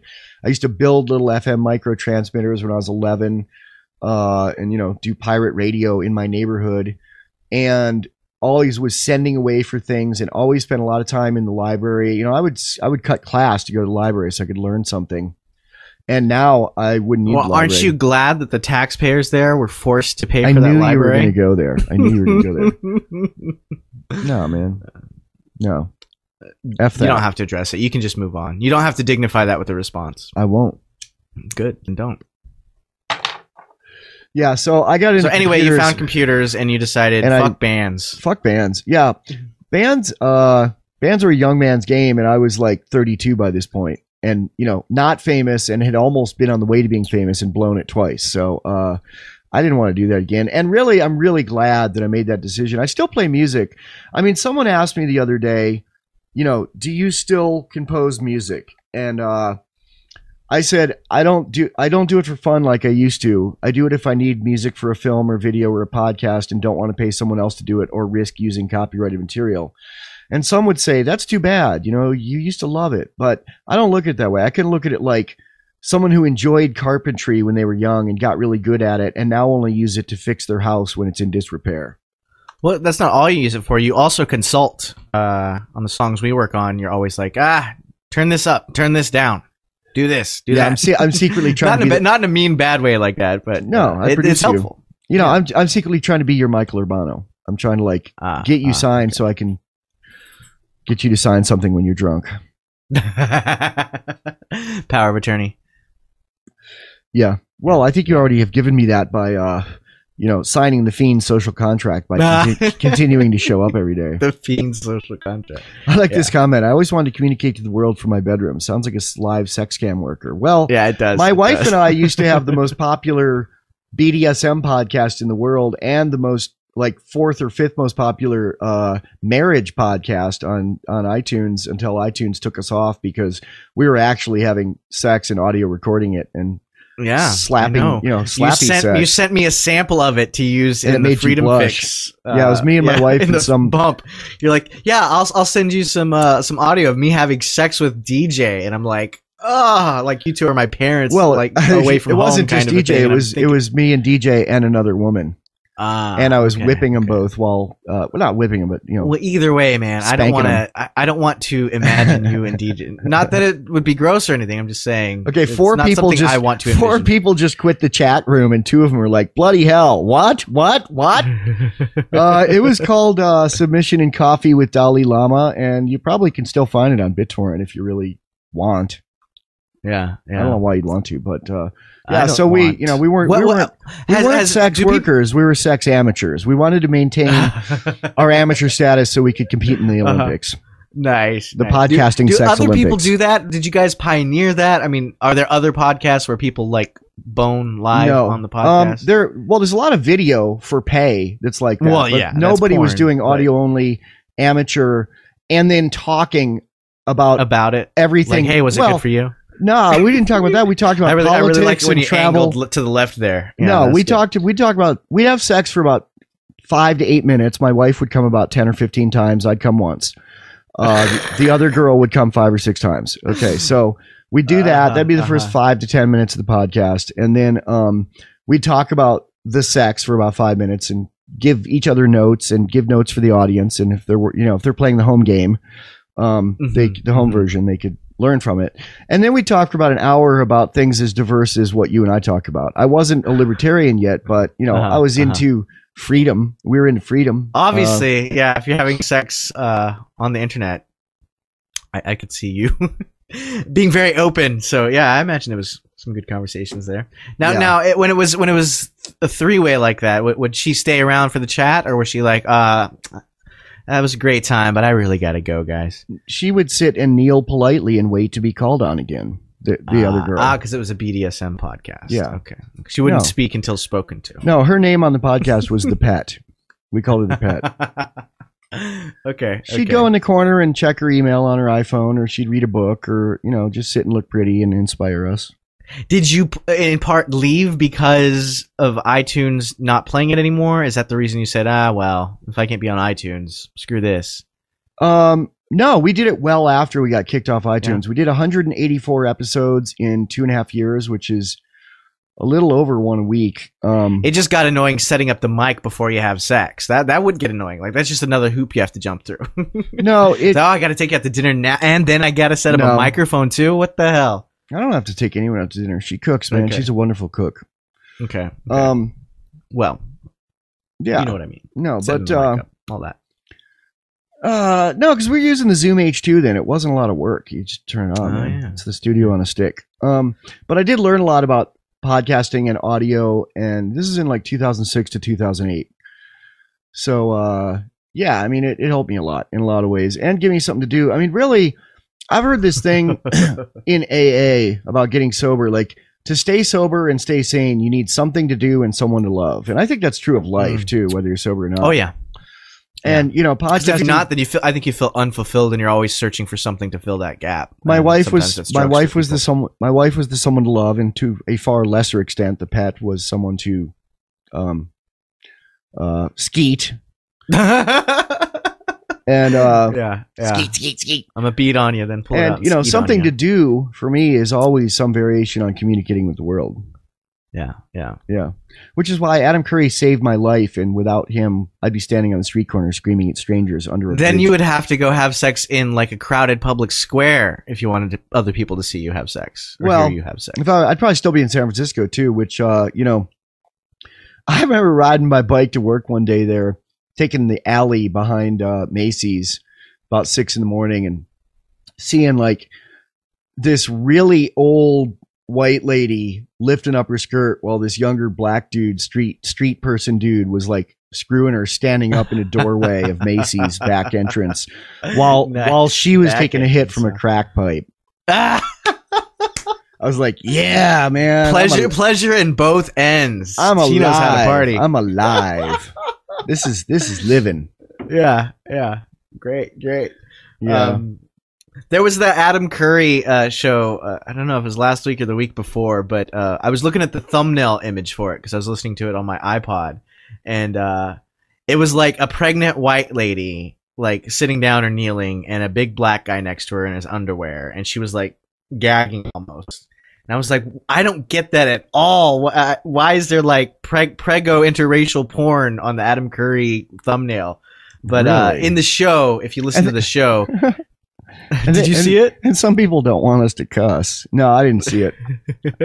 I listen to the streaming feed sometimes, and I've actually never heard us on there. We're supposedly like archived on there sometimes, but maybe just the 30 times I've checked in the past 3 weeks, we haven't been on at that time. But you talk to Gitmo Slave about it. Yeah, I'm talking to Gitmo Slave right now, man. Boy, we lost a lot of listeners in the past 5 minutes, man. That's okay. Why it was justified was Adam Curry had read a story about some researcher, some guy in academia, who had proposed a cure for morning sickness. His theory was that when a girl gets morning sickness, it's because he is rejecting the genetic material of the father. and so she gets sick because she's got the genetic material in her. So the de facto solution, I don't know if it was stated outright or in these terms, but Curry took that to mean, give the girl oral sex. You know, she'll ingest the semen and she'll get used to it, which is what the researcher was saying, was if she ingests the semen, then she'll be okay. Want to contribute to Liberty but short on cash? You can help the Freedom Feens without even spending a post-1964 dime. Download uTorrent and start seeding Feens episodes. Follow twitter.com/FiendTorrents to grab the past episodes and new ones as they post. Leave your computer on, seeding the torrents, while you're at work or asleep. The more people seeding the Feens, the more drone-proof we'll be when the boot comes down. That's twitter.com/FiendTorrents. Since time began, tyrants have taken aim at personal liberties. Now there's a movie that aims back. The government has no more right to tell us what to put in our bodies than they have to take our guns or tell us what books we can read. 6 drug police were eaten by bears while raiding a marijuana farm. On your knees, you dirty hippie! Jesus. On your knees! What's the problem, officer? Today, many cops who enforce pot laws do so only because it provides them with cushy jobs, good benefits, and a chance to push people around. I was an undercover narcotics officer. The drug war is nothing but a farce. The Second Amendment says you gotta keep you and your gat intact. Guns and Weed, The Road to Freedom. A film by Michael W. Dean and Nima Vadati. DVD available now at gunsandweed.com or on Amazon. That's gunsandweed.com. Makes the perfect gift. Remember, that's gunsandweed.com. Your brother just said, "Peace, fiends. I got to go get my grind on." Oh no, he has to go to his grind. He's going to work. Get not on his grind. Not going to play with his Russian mail order bride. Not bump and grind, but grind. Go hard in the paint, so to speak. Yeah. Good luck, Frank. So someone was talking about, I was saying how I always hear Smash Mouth when I go to Walmart, and somebody else said, yeah, and I think that they're putting subliminal messages in there, and we're talking about like submit slave, and I was thinking like maybe DHS messages too.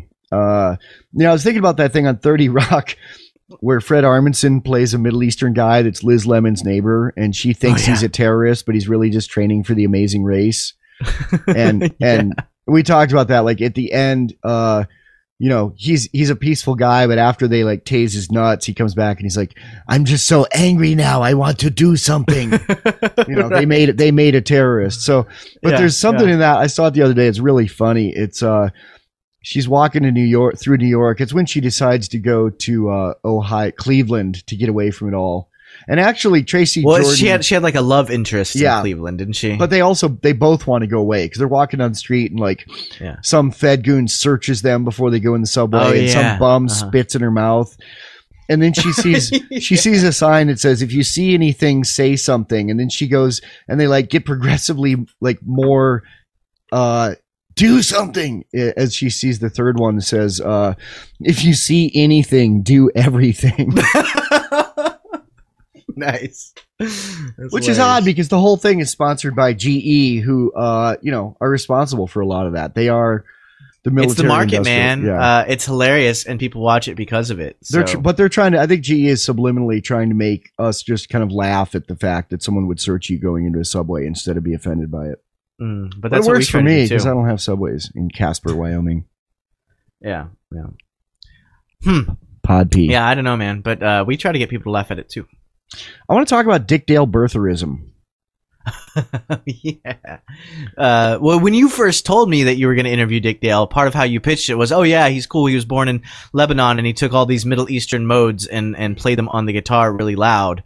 And I was like, oh, that sounds awesome. But then when you talked to him, he was like, no, I was born in Boston or something. Yeah, but he did do everything else you said, and he is Lebanese by derivation. But in the interview I did with him, which is on the Anarchy Gumbo podcast at kittyfeet.com, Kilo India Tango Yankee Frank Foxtrot Echo Tango.com.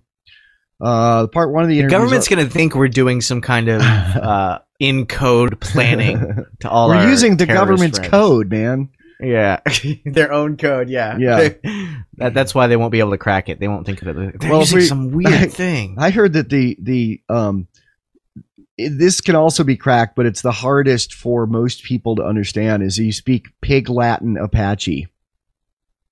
Pig Latin Apache. Because very few what's people the Apache part? Very few people can speak Apache, the Indian language. Oh, the actual language of Native American you take tribe, that Apache. and then make Pig Latin out of it. Okay, huh? You know, kind of yeah. like Let me get right on that. Is there a Rosetta Stone for Apache? The Wind Talker. You know, the guy who wrote that Wind Talker. I used to go to this cafe in L.A. called the Downbeat Cafe, and there used to be this like middle-aged man laughing while typing at a laptop every day. And I was like, oh, he's just another loon who wants to be a screenwriter. And I talked to him one day and then looked him up on IMDb, looked at a picture of him, and it was him. He's the guy who wrote Wind Talker, that really dumb big movie. So he was laughing because Nicolas Cage. He was laughing to the bank, you know. Yeah.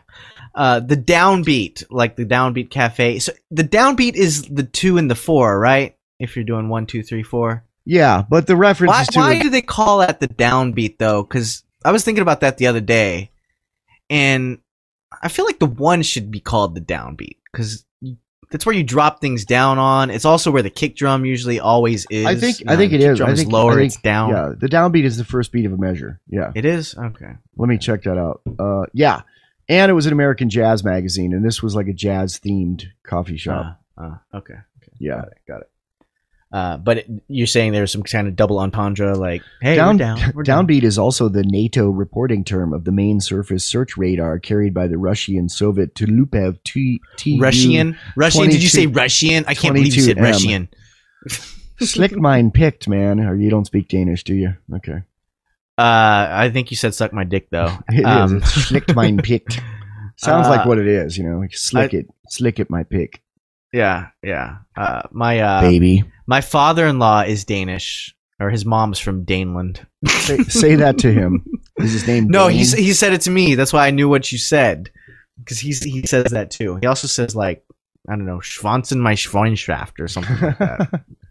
I don't know, man. Yeah. All that Germanic stuff. There's different ways to cuss in English too. Yeah. I mean, I prefer the eat my dick to the suck my dick. Eat my nuts. Something more. Eat my nuts. That works too. Yeah, so I'm looking for Manimal. I guess he's not here today. He had questions. He wanted to I don't know, be on the. It seemed like last time he was going to be on the feed this time. He said he was going to make an appointment to be here and troll us and And then after the show, he got kind of real with me and asked me some questions, and I was looking forward to the trolling or the questions because my attitude with trolls is like, I don't ignore them. I feed them as art, you know. Feed the trolls as art. Yeah.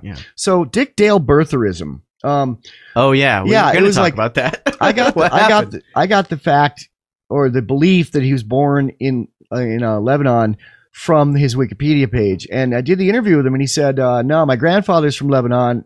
I have a lot of musical influence of there, but I'm from Boston, Massachusetts.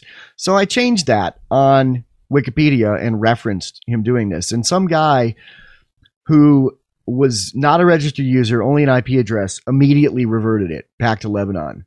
I changed it and explained, you're referencing some book about rock. I'm referencing the guy and what he says. And the guy kept reverting it back and forth. And like, we were talking on the talk page too, and he was trolling. He was like, well, I don't care if Dick Dale is trying to like deny that he was born in Lebanon, but he was born in Lebanon and he used to say that. And now I can't point you to anywhere he said it, but there's thousands of interviews where he said that. And you said maybe it's someone from Lebanon because people from the Middle East tend to be really proud of some, and then we called it Dick Dale birtherism. Yeah. I know my Persian family's all like, oh yeah, that person's Iranian. Yeah, and somebody, I think Mose Jabrani or some Persian guy like that does a hilarious stand-up bit with pretty much the same theme. Yeah, if you're from a place and you live in America, especially if you're Middle Eastern, you can be very proud if some kind of American hero has some kind of Middle Eastern ties. Maybe it's some Lebanese person. You know what I think about that? Not much. Same thing I think about people who are really into genealogy, which is taking that to an extrapolated tangent, but I think it's people living through their dead relatives because they've never done anything themselves. Yeah. By the way, chat room, I know the Danes live in Denmark. I just said Daneland. Funny. I know. We're always right so much that we can even be wrong as a joke. I usually like to. It's fun. Plus, Why do they call it Denmark if Danish people live there? It's so dumb. Have some kind of uniformity, man. Anyway, did all the Danish people just leave? We just lost all our Danish listeners. I'm sorry. The Danish community is upset. I remember there was some politician about 10 years ago who said something about like, my opponent has welched on his promises, and then all of a sudden, the Welsh people got pissed off. The Welsh community demanded an apology, and I was like, "There's a Welsh community. I'm actually part of Welsh," and I'm like, "I don't know. There's no community." Is that the etymology of that word? Does Welsh on that promise? Does that come from being a Welshman? Yeah, but I would guess it probably came from like Irish or Scotsmen denigrating Welshmen, not from something. I mean, it's how like. In the Civil War, the people from the South said the people from the North had tails or whatever. Speaking of Irish, at the end of one of Ben Stone's podcasts recently, he played like one of those Mises.org things where Jeff Riggenbach reads something that Murray Rothbard wrote.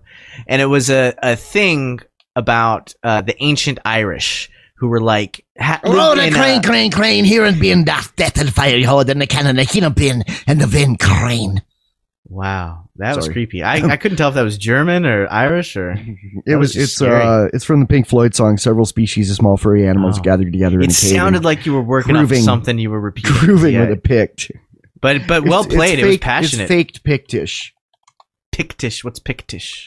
You don't know what a Pict is? It's the tree people. It's late Iron Age and early medieval Celtic people in what's now like eastern and northern Scotland. Well, I guess what I'm saying is I need to up my game on knowing about all that Celtic and Irish history, because apparently they had something pretty close to, or I guess it was a stateless society, and it wasn't like primitive or anything. It was like they had a whole legal system that was completely voluntary and non-state. There were a bunch of those. Are you thinking about the Vikings or the Picts? No, the ancient Irish. They were Celts. I guess they were some kind of Celtic thing. And go listen to. Ben Stone did a series of podcasts. There was 3 of them where he was like, how would a stateless society work, basically. Badquaker.com. So go visit that. And at the end of the last one, he plays this thing, which I guess he got from Mises.org. It's one of those things where Jeff Riggenbach in his, very nice little old man voice, reads Murray Rothbard. And it was about how they had a system set up. It was all stateless. You had, people who would be sureties. They would insure your word to other people, and if my word is bond, my worms is bond, and I can. Well, and it was all based on reputation. Very in a way, almost like what was that guy who called in Jeff Lim? The guy who won, by the way, Field Scholarship. I think I want to interview that guy on Anarchy Gumbo. We should do him for the Gumbo. I didn't know this, but he is a recipient Thiel Scholar, right? That's what it's called? The Thiel Scholarship. The guy from PayPal takes 20 promising, internet entrepreneurs a year and pays them to drop out of college and just follow their dream. Yeah, I didn't know that until I looked him up afterwards. I'm like, dude, we want you. Well, I wanted to interview him just from his project. It sounded like a really workable thing. I don't know how he monetizes it, but it sounded like something that would be great to have exist. Yeah, which was sort of an online reputation thing. It kind of reminds me of that way that that ancient Ireland worked, where you had a group of people to basically vouch for you, and that's how interactions got done. That's how people knew who was trustable and who wasn't. And so I would encourage listening to that. I forget the name of the article by Murray Rothbard, but I'm sure Google Murray Rothbard and Ancient Ireland. I think it was called "Voting is for Suckers and the Fiends Fucking Rock" by Murray Rothbard. Yes, so Google that. I think it was Murray Rothbard's short treatise, "Shoot Crocodile and Bang Tranny Hookers," and never listen to jazz music because it's satanic. No, dude. Do you think?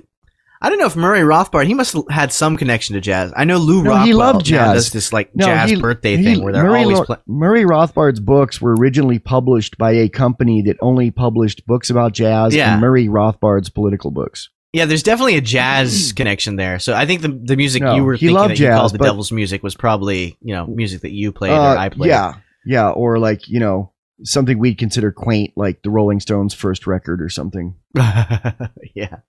something that we'd go, man, this is really wimpy. Yeah. Rolling Stones. Well, later they got pretty heavy. Her Satanic Majesty's Request is a pretty dope album. What's it called? Her Satanic Majesty's Request. I mean, just the name is really creepy and weird, you know? Yeah. It's like, I guess it's the weird thing about rock bands is once they like have like way too many albums for young kids to keep track of, and then young kids just think of them as the old people who are still playing rock and roll. like didn't the Rolling Stones come out with some new songs? Like, the Rolling Stones are a friggin' joke, man. They're like a museum piece wheezing across the world and sponsored by Depends, I believe. But you know, it's weird because it's like that would be the dream, right? To still be a rock star after 50 years. I don't know, man. They're like, all... I would want to be like that, but at the same time, it's like... Do you know they're all older than Al Gore? That's too old to rock, man. Too old to rock. But Dick Dale doesn't seem too old to rock at all, man. Like that video where he plays Miserlou and he... Oh, God, he's amazing. Yeah. No, Dick Dale's 75, and he's, you know, I think he's just getting started, really. Yeah. Hopefully, man. Dick Dale invented they call Dick Dale the music. father of surf rock, and he's completely amazing, but are there other surf rockers that, like, don't suck that I could listen to? Link Ray. Link Ray? Yeah. How do you spell that? Linkray. Oh, just like it sounds? Yeah, Okay, but cool. Dick Dale is a lot more than the father of surf rock. He's the father of loud guitar. Yeah. Would you say he's the father of loud pop music instruments? You know, like very loud, abrasive... Like, yeah, because guitar was the first instrument that was played that way. Well, partially because Dick Dale went to Leo Fender and said, these 8-watt amps aren't cutting it. Make one that's 100 watts that won't blow up when I turn it up to 10. And the speaker design that they ended up coming up with is the one that's still used pretty much all the time today. Yeah. So, I mean, you know, it's more than just guitar. When you say that, it's almost like only people who play guitar or are really into guitar music should appreciate it. But I think anybody that's into any music, even electronic music and DJ music nowadays, should appreciate that. Because and I was thinking about that. It's like, you know, a lot of electronic music doesn't even have a guitar or doesn't even have samples of a guitar, but it's still influenced by loud guitar music because the synthesizers are taking the place of the guitar. Right, exactly. And you EQ them the same way, and you make them sound the same way, and you want to make them sound wet and sort of distorted too. You know, if you just play the sound out of your keyboard, nobody's going to want to hear it. You got to make it wet in some way. You got to make it different and unique and enjoyable to the ear. And I think Dick Dale trained our ears to want something loud. They wanted our ears to be, you know, to where all your attention gets pointed towards what's being played then, you know, like jam it. Yeah. Worms. So ups, big ups. I was going to Dick play Dale. Black Eyed Peas Pump It, but I'm broadcasting on this computer. Why don't you play it? It's the Black one, Eyed it's the Peas song Pump with It? it's the song that it's not even sampling a Dick Dale song. It's them rapping over Miserlou, and it's got 124 million views on YouTube. Okay, we'll play it.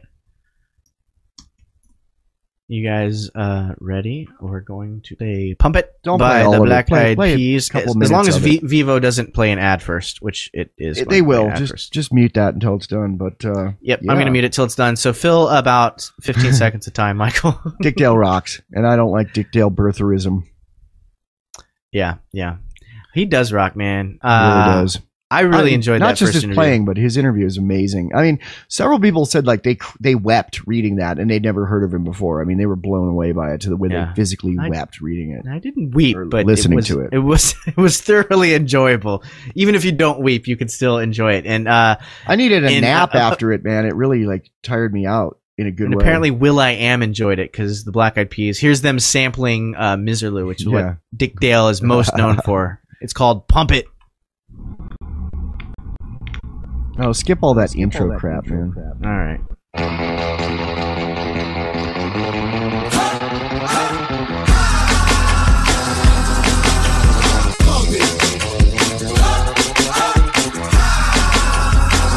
Girl, make sure you don't break it, girl. Turn it up, turn it up, turn it up.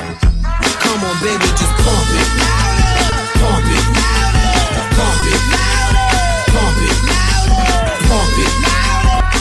That's enough of that, man.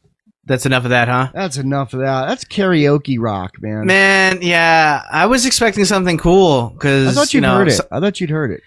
I enjoy the Black Eyed Peas a lot of times, but not really there. I think will.i.am is a good producer and he does some awesome things.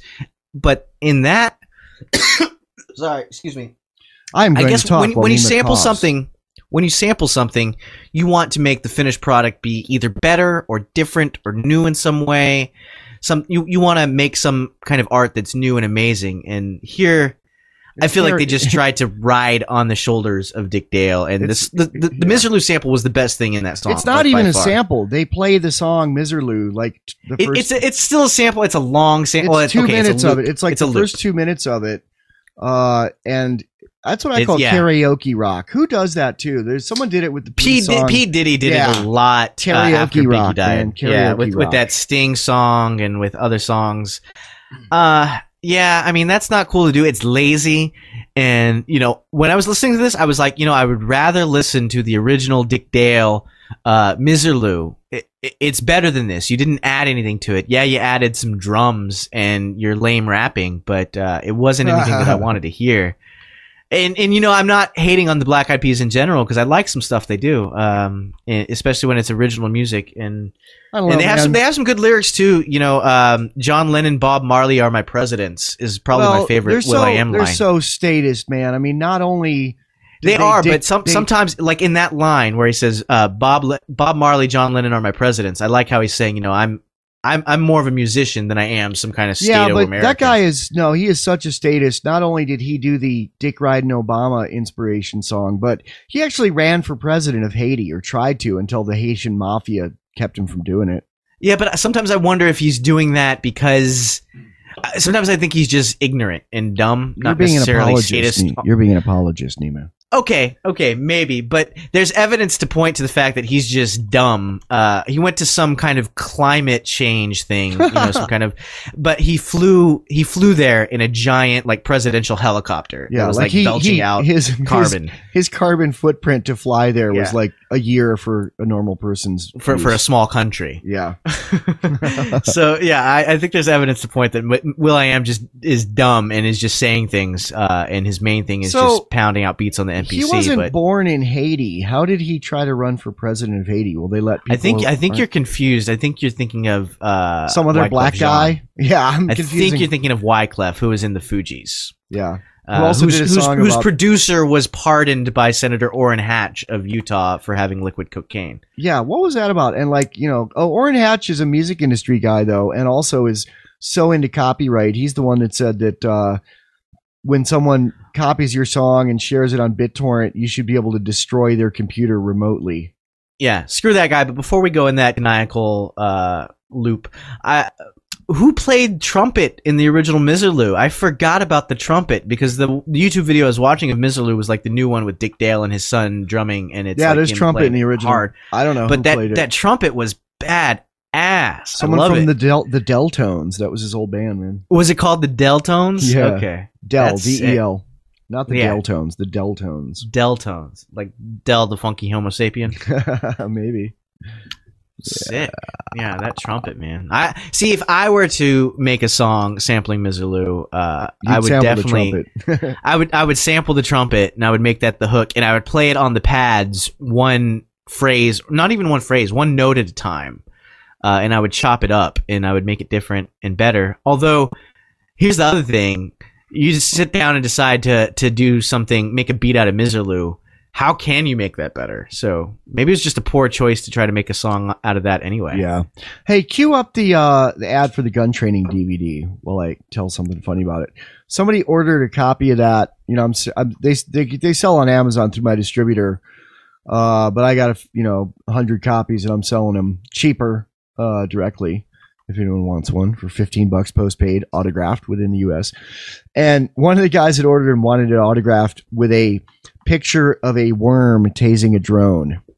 Oh yeah, I read that. And I couldn't draw that, so I had DJ draw. She's not much better than I at drawing, but she could draw it so you'd know what it was. I couldn't even do that. So she did, and I Well, those are three hard. I guess it's not too hard to draw a worm, but drawing a worm and then a taser and then a drone and then the action involved in that, the worm tasering the drone. Yeah, she got it. Kind of She complex. spent about 10 minutes on it. She did it pretty good, and I just put that. I signed the DVD for him on the DVD with a felt tip, and then included in the DVD case her picture, which she signed. So, well, also, that brings up a good point. There's a market gap there.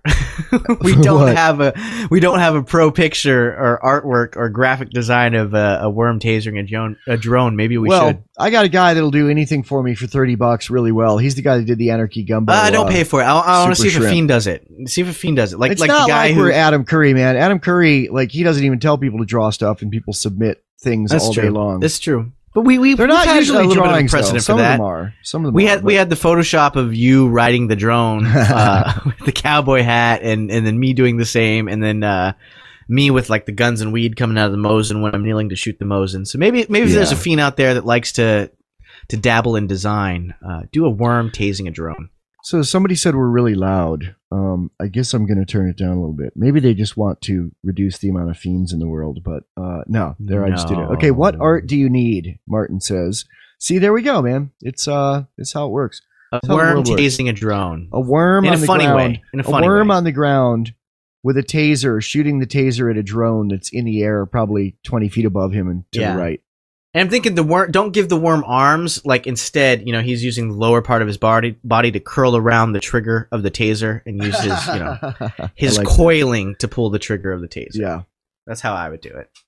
Of course, it's at your discretion, so you don't have to follow our advice. We just want to see it happen.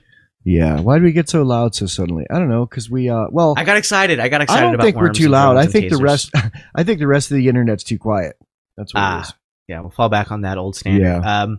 But do you want me to play the gun training DVD ad just for folks out there who don't know about it yet? All right, please do.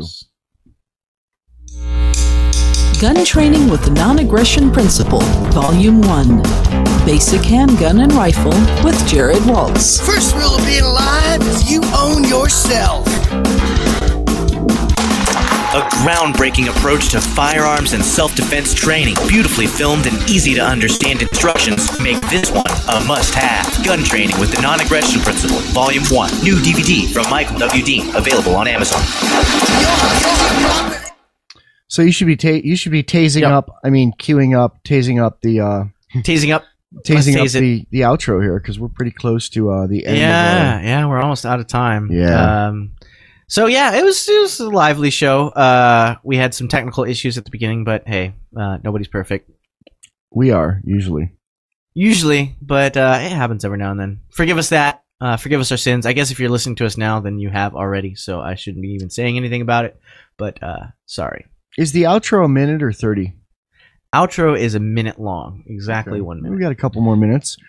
I want to read a list of people that donated this week. Okay.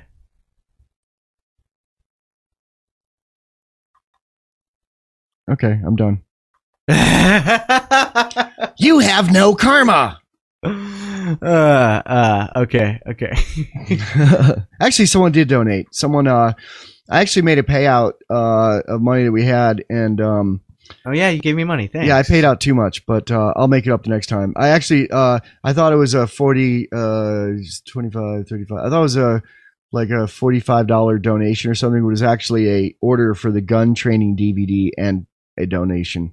So I got to adjust that on the next time. But yeah, it was like he tried to put the info in PayPal, but it didn't. It just came through. So yeah, thanks. Yeah, thanks, man. Thanks for donating. More people could do it. That'd be awesome. I'd rather sell stuff than donate, but it's all good. You waffle back and forth, you flip flopper. Some days you're like, I'd rather constantly sell. No, I said I'd rather get donations than ads, but I would rather make totally all the money selling the stuff we do, which I kind of do anyway in my day job, but I mean of Fiend stuff. I would rather make all the money we need to keep this going selling Fiends buttons and Fiends DVDs and things like that. But yeah. Donations are nice. We don't have a Fiends DVD yet, technically. Well, we have the gun training with the guns and weed gun training. Yeah, guns and weed is ours. Gun training's all mine, brother. Maybe we should have pot training with the non-aggression principle. I'll get to work on that. That's pretty much most people smoking pot, I think. They get very non-aggressive unless you irk them and destroy their buzz.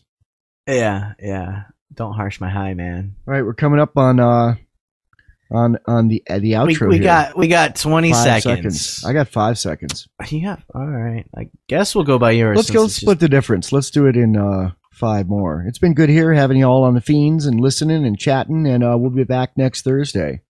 Worms. Yeah, worms. We're not saying the Freedom Feens are the one true path to anarchist liberation, but it's a good one. If you want to put your voluntarist money where your mouth is, consider making a donation to the Freedom Feens. Go to freedomfeens.com and click on the spinning coin on any post. Then make a one-time gift via PayPal or set up a monthly contribution of as little as $3. Giving to the Freedom Feens helps advance education of horizontal liberation throughout the world. The Freedom Feens. We work hard, so send us some money. Thank you for listening to the Freedom Feens Agenda. We'll be back streaming live every Thursday from 3:30 to 5:30 p.m. East Coast U.S. time on Adam Curry's No Agenda Global Radio. MP3 archives of all Freedom Feens episodes are available free at freedomfeens.com. That's freedomfeens.com. Worms.